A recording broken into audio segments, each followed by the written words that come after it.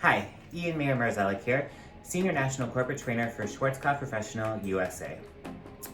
What I'm about to show you today is a very simple technique called blow-dry waves.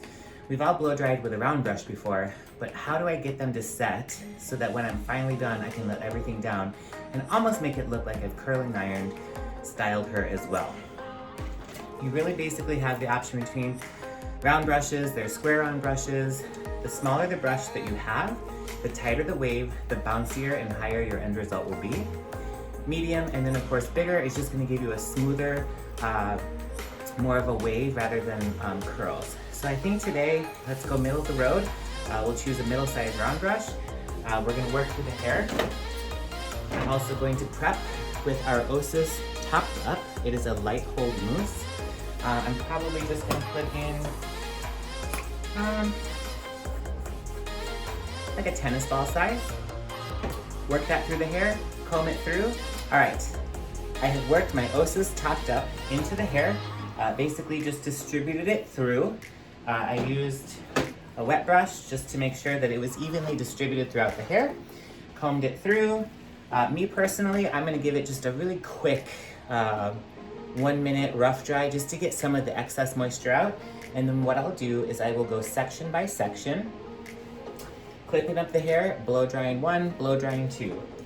Now, after you get done blow drying the section, it'll be dry, and basically what you do is you roll up that section, and you can take any size clip you want, these little double prong clips, duckbill clip, whatever, and then hold that into place. You'll see me do that throughout, and when we're done, I will show you the end result.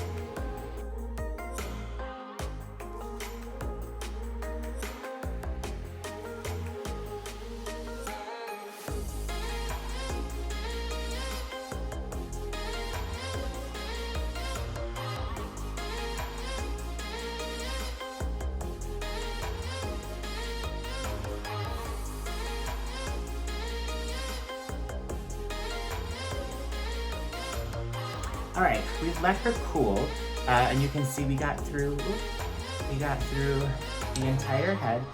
Basically just round brushing, and one of the tips is when you're round brushing, don't drag the brush, roll the brush up and down rather than dragging. That way you won't stretch out the curl.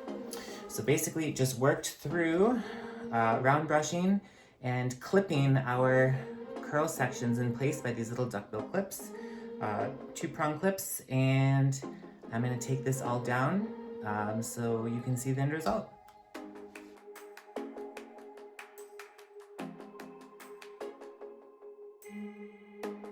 Okay, these are our blow-dry waves taken down. You can see she is stunning. There is a considerable amount of volume here.